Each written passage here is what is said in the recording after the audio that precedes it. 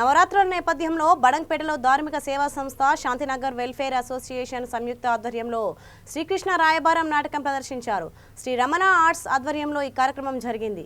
శ్రీకృష్ణుడిగా doctor Shoolapani, దుర్యోధనుడిగా చిట్టబాల Nageswararao, ధృతరాష్ట్రుడిగా Suryaprakash, కర్ణుడిగా Malladi Venkataramana, వికర్ణుడిగా సిహెచ్ఆర్కే మూర్తి, అశ్వత్థామగా మంగపతి నటించారు. ఈ నాటకం ప్రేక్షక లోకాన్ని ఎంతగానో అలరించింది.